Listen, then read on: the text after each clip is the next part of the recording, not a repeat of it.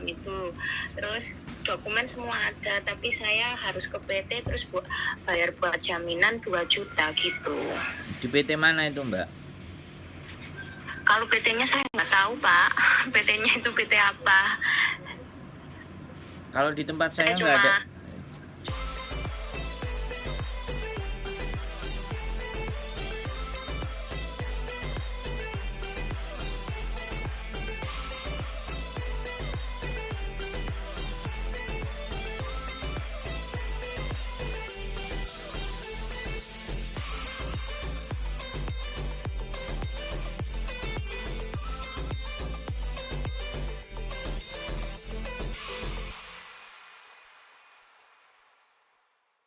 Jadi gini Mbak, kalau di tempat saya nggak ada jaminan. Ya justru malah di tempat saya tinggal KTP Hongkong, KTP Indonesia dikirim ke saya. Terus kalau sampean nanya potongan, nanti setelah data sampean pertama awal masuk, baru selanjutnya akan di biodata. Nah di biodata itu kan ditanyain pengalamannya apa, experience-nya apa, sampai akhirnya dokumennya sampean yang ada apa saja, satu itu. Baru di situ akan dikasih tahu potongannya berapa. Kalau normal standar itu 1600 sekian, nggak sampai 1700 selama 6 bulan. Itu kalau standar dari pemerintah. Gitu ceritanya. Sekarang sampean mau nanya apa lagi? Kira-kira. Kalau enggak, itu dokumen yang lengkap ya Pak, dokumen masuknya dokumen. Kalau dokumen yang nggak lengkap itu Pak gimana? Soalnya saya 2 orang, kalau punya saya lengkap, kalau punya teman saya satunya nggak lengkap Pak. Nah, soalnya terus dokumennya, ijazahnya semua itu hilang di PT. Nah, jadi otomatis kan yang temennya tadi kan memang benar-benar nggak lengkap. Kalau lengkap itu KK, KTP ya kan, ijazah. Kalau nggak ada ijazah akte, kalau nggak ada akte buku nikah. Kalau 3 itu ada, pilih salah satu. Terus habis itu nama, tanggal semuanya sama dengan KTP Hongkong, itu baru dikatakan lengkap gitu Mbak, itu baru dibilang data lengkap. Kalau semuanya ada tapi nama juga berbeda sama KTP Hongkong, nah itu kita belum bisa bicara lengkap. Karena sekarang banyak marak di Hongkong adalah data ganda. Dan anak-anak ada yang didenda sampai 40.000, ada yang dipenjara dulu, ada yang disamperin polisi di rumahnya. Makanya kami menghindari teman-teman yang berangkat dengan kami. Itu kan ada yang kadang-kadang dulu dituakan, dimudahkan atau apalah. Intinya datanya tidak sama. Jadi KTP Hongkongnya tidak sama dengan identitasnya yang sekarang. Itu yang kita sebut sebagai data nggak lengkap. Halo? Iya Pak. Nah, dan kita tidak ada jaminan, harus naruh duit. Kalau mau proses ya diproses saja.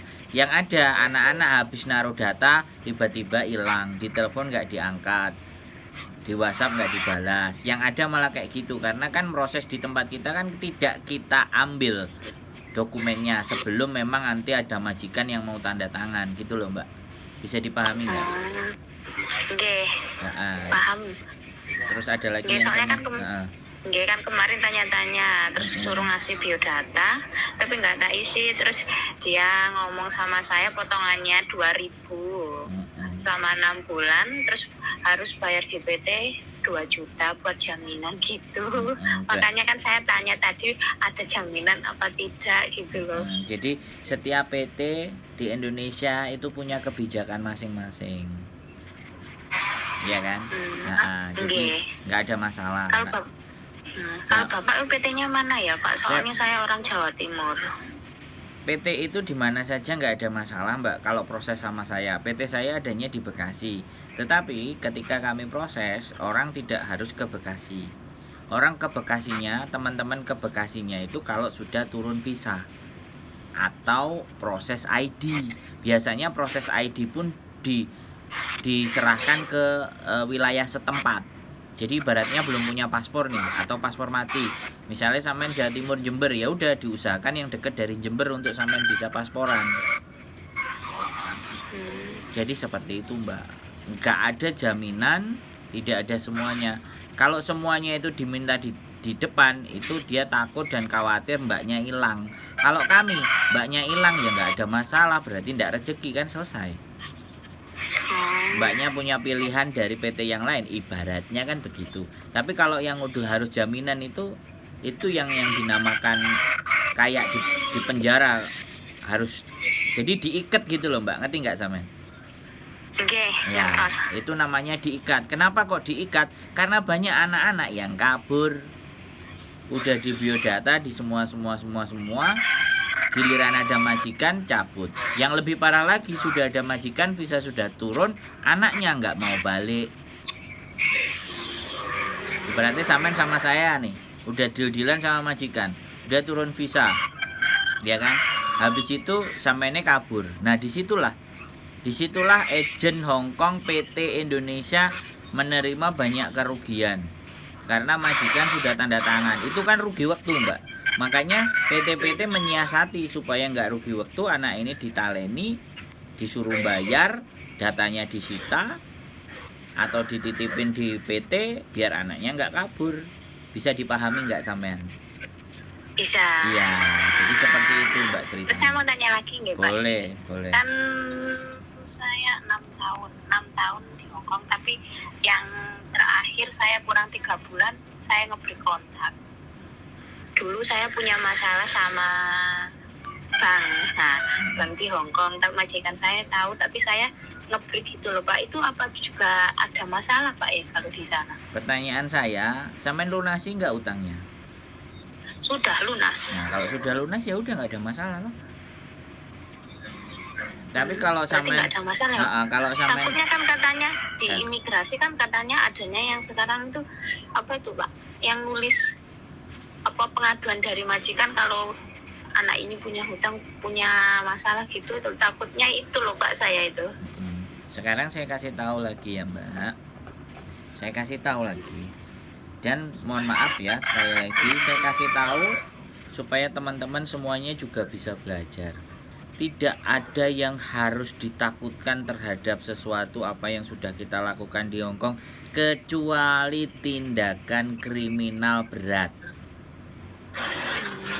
Kalau hanya majikan, blacklist apa semuanya itu tidak jadi bagian dari kriminal.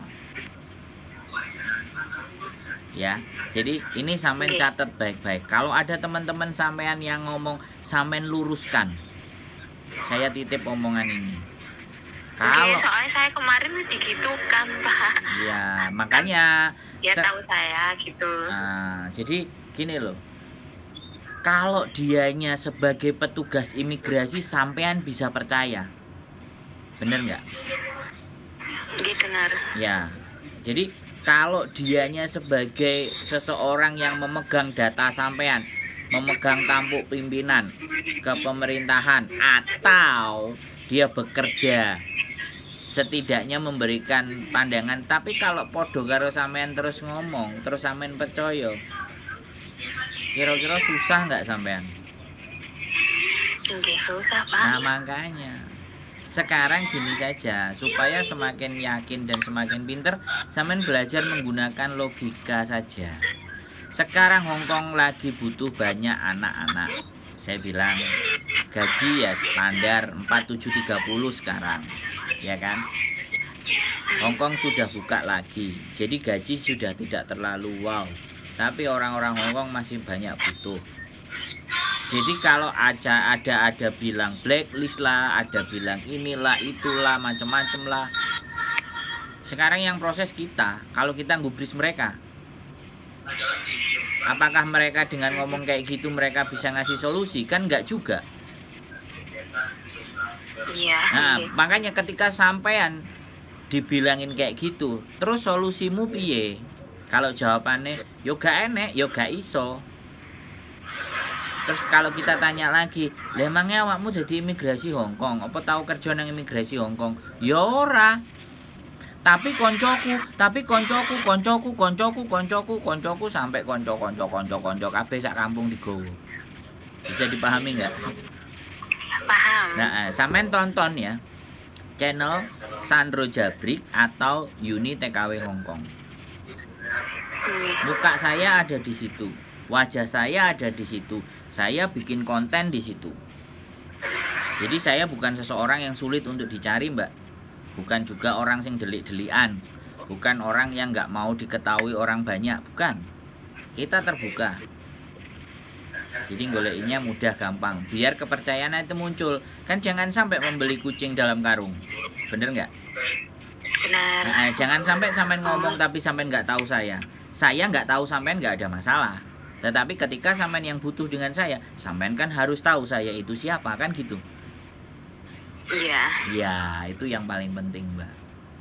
Penjelasan saya begitu. Ada lagi yang mau sampean tanyakan, Mbak, ke saya?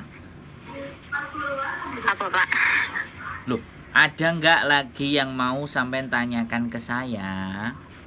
Udah nggak ada, Pak. Sekarang saya udah paham. Udah jelas. Soalnya yang kemarin itu tanya-tanya itu kan ya juga bingung. Soalnya kan banyak yang kasih dari teman-teman tapi kok gitu loh. Makanya, sekarang udah paham, Mbak. Nah, nggak apa-apa. Nanti mungkin ada informasi baru lagi, misalnya ada banyak informasi baru, sampean saring. Kira-kira informasi mana yang paling valid, bisa dipercaya dan masuk akal. Itu yang paling penting. Masuk akal dan logis. Sampean harus belajar. Begitu, Mbak. Oke. Jadi Oke? kalau ikut Bapak itu cuma apa itu fotokopi foto KTP Hongkong sama foto KTP Indonesia. Ya, itu untuk data pertama. Nanti setelah di biodata, kan sampean pasti ditanyain tuh kelengkapan data sampean seperti yang saya sebutkan tadi kan. Iya. Nah, baru di situ sampean boleh nanya berapa potongannya, Pak. Kalau data saya yang tersedia A, B, C, D, E, F ini, Pak. Gitu kan. Baru dia akan tentukan potongan. Halo? Iya, Pak, dengar. Wes. Katanya mau mikir sampean. Iya. Aja mikir, Mbak. Soalnya kan saya posisi juga masih kerja gitu loh, Pak. Makanya sampean pikir baik-baik. Kalau mau kerja di situ ya sudah di Indonesia saja. Kalau mau geser ya pekerjaannya ditinggal. Ya nggak apa-apa disambil kerja, sambil nanti nomor teleponnya standby. Kalau nggak malam pulang kerja kan bisa ditelepon. Kalau ada misalnya wawancara atau interview. Kan begitu, Mbak. Terus satu lagi, Pak, untuk Boleh. PT kan saya bisa dicarikan di sini kan katanya. Terus untuk masalah paspor itu biaya sendiri atau dari PT? Ya semuanya kan pasti begitu sampean selesai pasporan kan sampean pulang. Pasporannya yang ngambil Iya. kita. Karena sampean pasporan itu sudah dipastikan bahwa di Hongkong itu sudah ada orang. Gak mungkin sampean di itu, Pak, bukan gitu, Pak, maksudnya kan ya seandainya biaya saya ikut dari kita Bapak, dong. Nanti terus masuk potongan, saya kan Mbak. ikut PT, terus biaya masuk biaya buat paspor itu apa ditanggung PT, apa saya biaya sendiri? Yo, paspornya dibayari sama PT, nanti potongan, diikutkan potongan. Itu. Tapi kalau sampean datang ke tempatnya pasporan, sepeda motor, transportasi, makan semuanya sampean dewe. Wes, jelas nggak? No, nggih, Pak, Nah, makasih. karena- Soalnya yang kemarin itu juga temanku itu pasporan biaya sendiri, terus masuk PT. Soalnya nanti ada gini, Mbak. Sekarang kan ada namanya PT yang zero cost atau tanpa biaya. Kan ada yang kayak gitu sekarang. Nah, berangkat sendiri ke PT, bayar medical bayar sendiri, ya kan. Riwa-riwi ke PT-nya juga bayar sendiri. Semuanya ibaratnya modal di awal bayar sendiri. Itu ada. Makanya nanti tonton konten saya juga. Biar sampean juga mulai tahu perkembangan dan bagaimana teman-teman berangkat ke Hongkong sekarang itu kayak apa. Kan gitu, Mbak. Jadi seperti itu, Mbak. Nggak apa-apa. gali terus informasi Mbak, sampai sampean bener-bener detail, sampai sampean bener-bener jangan sampai nanti ya kayak gitu kehabisan banyak uang atau potongannya terlalu gede, nggak apa-apa, itu memang perlu cari info, memang perlu dikonversi info A, info B, info C, info D, mana yang menurut sampean sesuai, monggo, nggak jadi persoalan, enak dong gitu. Ada lagi yang ditanya lagi? Sampun Pak, sampun Sudah. paham, mangke tak lihatnya di YouTube panjenengan. Siap, nanti ditonton semuanya Mbak, supaya sampean jauh lebih pinter, dan yang berangkat ke Hong Kong teman-teman yang benar-benar memang sudah siap secara mental, secara psikis gitu. Oke, nanti kalau sudah saya mantap, Boleh. nanti saya akan hubungi Bapak lagi. Monggo, siap. Terima kasih nggih Pak atas waktunya. Sami-sami. Terima kasih atas Yo. penjelasannya.